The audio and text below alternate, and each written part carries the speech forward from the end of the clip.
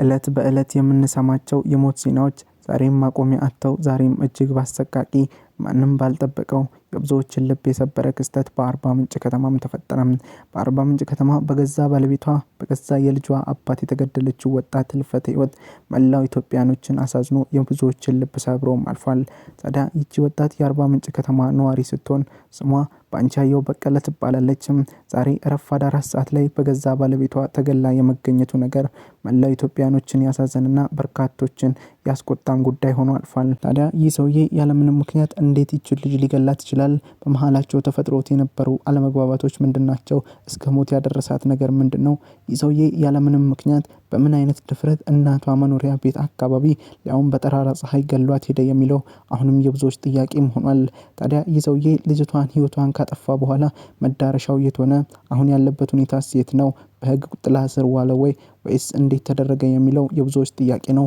እኛም ይህ ሰውዬ ልጅቷን ህይወት ከቀጠፈበት በኋላ የደረሰበትንና አሁን የተፈረደበትን ፍርድ እንዲሁም ደግሞ ስለ ልጇ ህልፈትና ከጀርባው ያሉ አንዳንድ ዝርዝር መረጃዎችን በዝርዝር እያስቃኘናችሁ አብረናችሁ ቆይታ የምናደርግ ይሆናል። እናንተም እስከ ቪዲዮ ፍጻሜ ድረስ አብራችሁ እንድትቆዩ በአክብሮት ይጠይቀን። በቆይታችሁም ታዲያ ትኩስ መረጃ 2ን ሰብስክራይብ እንዲሁም ደግሞ ዘወትር የምንለቃቸውን ወቅታዊ ማህበራዊ እንዲሁም ደግሞ ትኩስና ፈጣን መረጃዎች እንድታገኙ ይህን ቻናል ሰብስክራይብ በማድረግ ቤተሰብ እንድትሆኑ በአክብሮት ይጠይቀን። እናንተም በዚህ ጉዳይ ላይ የራሳችሁን ሐሳብ አስተያየት በታች በኮሜንት መስጫው ስር አስፍሩልን እያለን ዛሬም የሴቶች ሞት ይብቃ፣ የህፃናት መደፈር ጥቃት ይቁም እያላችሁ ሐሳብ አስተያየታችሁን በታች በኮሜንት መስጫው ስር መግለጻችሁን እንዳዘነጉ እያለን ወደ መረጃዎቹ አመራን። በድጋሚ መልካም ቆይታም።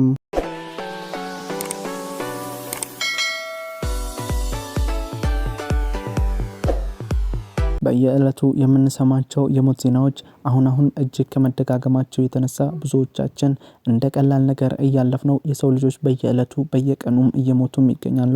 ዛሬ በአሰቃቂ ሁኔታ በባለቤቷ ተገላ የተገኘችው ወጣት ህልፈት ብዙዎችን ያሳዘነና የመላው ኢትዮጵያኖችን ልብ የሰበረ ጉዳይም ሆኖ አልፏል። ይቺ ወጣት በአርባ ምንጭ ከተማ ነዋሪ ስትሆን ስሟ ባንቻየሁ በቀለ ትባላለች።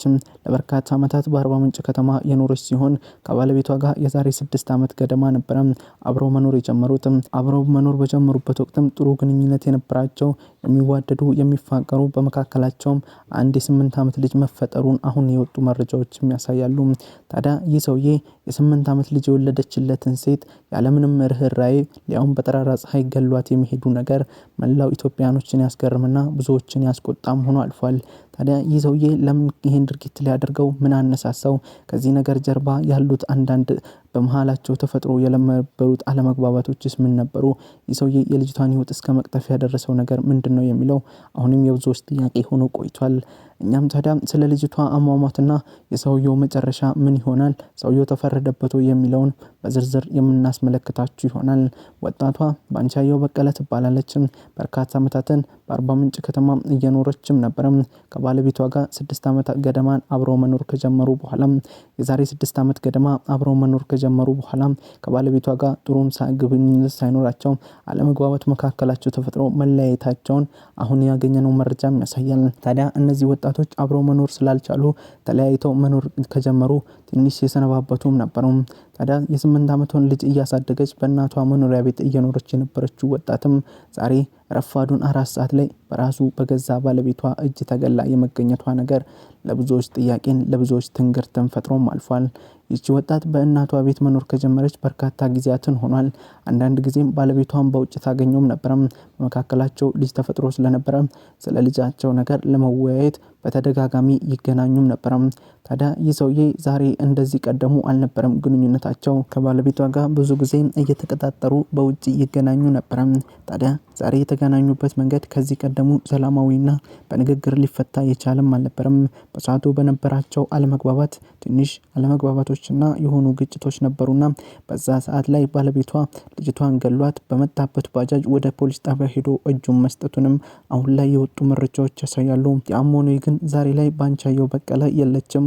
የ8 ዓመት ልጇን ጎዳና ላይ ጥላ ወደማይቀርለት ዓለም አሸልባለች። ይህ ለእናቷ ሞት ለልጇ ደግሞ ሌላ ሰቀቀን ሆኖም አልፏል። ታዲያ ይህ ልጅ አሁን ሲያደግ ምንድነው ተብሎ ለዚህ ልጅ የሚነገረው?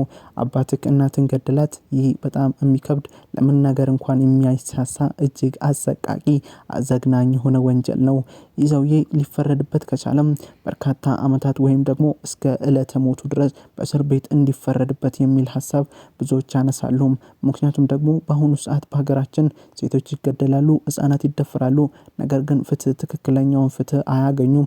ብዙ ጊዜ በዳዮች ትክክለኛውን ቅጣት ሳያገኙ ከእስር ቤት ጥቂት አመታትን ካሳለፉ በኋላ የመለቀቃቸው ነገር ብዙዎችን ያስቆጣም ጉዳይም ሆኖም የቆየ ነገር ነው። ታዲያ የዚች ልጅ ህልፈት ህይወት መላው ኢትዮጵያኖችን አሳዝኖ የመላው ኢትዮጵያኖችን ልብ ሰብሮም አልፏል። ከዚች ልጅ ህልፈት ጋር በተገናኘ ብዙ ሰዎች ሐሳብ አስተያየታቸውን በፌስቡክ ገጻቸው ላይ እየጻፉ ይገኛሉ። ዛሬም ፍትህ እያሉ የሚጮሁም ተበራክተዋል። እናንተም ፍትህ የምትፈልጉ ፍትህ እንዲገኝላቸው እስከዛሬ ላጣናቸው ሴት እህቶቻችን ፍትህ እንዲገኝ ከተመኛችሁ ሁላችሁም ፍትህ ለሴቶች፣ ፍትህ ለእህቶቻችን፣ ፍትህ ለእናቶች እያላችሁ በታቸው ኮሜንት መስጫው ስር ሐሳባችሁን አስፍሩልን። ይቺ ወጣት ልጇን ሜዳ ላይ በትና ሄዳለች። በቃ እሷ አትመለስም። ልጇም አሁን የሰቀቀን ህይወት መኖሩ የማይቀር ነገር ነው። እናት ይህንን ማምና መቀበል አቅቷት ዛሬም ስለ ልጇ እያነባች ትገኛለች። ይቺ ወጣት ግን ላትመለስ ወደማይቀርለት ዓለም አሸልባለችም። ዛሬ በአርባ ምንጭ ከተማ ትልቅ ሀዘን ሆኗል። እንዲህ አይነት አሳፋሪ አሰቃቂ የሆነ ወንጀል ሲፈጸም የተመለከቱ በአካባቢው የነበሩ ሰዎች ይህንን አምነው መቀበል ከብዷቸዋል። ግለሰቡ የልጅቷን ህይወት ካጠፋ በኋላ ወደ እስር ቤት አምርቶ እጁን መስጠቱ ለብዙዎች ጥያቄን ፈጥሯል። ይህ ሰውዬ ይህ ነገር ሆን ብሎን ያደረገው ወይስ አይደለም የሚለውን አጠራጣሪ ጉዳይ ሆኗል። ያም ሆኖ ግን ይህ ሰውዬ ወንጀለኛ ነው። የገዛ የልጁን እናት በራሱ እጅ የገደለ ለልጁ እንኳን የሚናገረው ታሪክ የሌለው አሳፋሪ ድርጊትን የፈጸመ ግለሰብ ነው። ሁላችንም እንዲህ አይነት ጥቃትን የሚያደርሱ ወንዶችም ሆኑ የትኛውም አካላት ከእንደዚህ አይነት ድርጊታቸው እንዲቆጠቡ ማሳሰብ እንወዳለን። ዛሬም የህፃናት ሞት ይብቃ፣ የሴቶች መደፈር ይብቃ፣ ህፃናት አይሙቱ። ፍትህ ዛሬም ፍትህ። ሁላችንም ለፍትህ እንቆም እያለን እንግዲህ ውድ ተመልካቾቻችን እኛም ለዛሬ ያዝንላችሁ መሰናዶ ይህን ይመስል ነበር። ቀጣይ በሌላ ፕሮግራም በሌላ መሰናዶ እስከምንገናኝ እናንተም እንዲህ አይነት ወቅታዊ አስተማሪ እንዲሁም ደግሞ ትኩስና ፈጣን መረጃዎች እንድታገኙ ይህን ቻናል ሰብስክራይብ በማድረግ ትወዳጁን ዘንድ በአክብሮት እየጠየቅን ለዛሬ ያዝንላችሁ መሰናዶ ይህን ይመስል ነበር። ቀጣይ በሌላ ቪዲዮ በሌላ መሰናዶ እስከምንገናኝ ድረስ ያላችሁበት መልካም ቆይታ።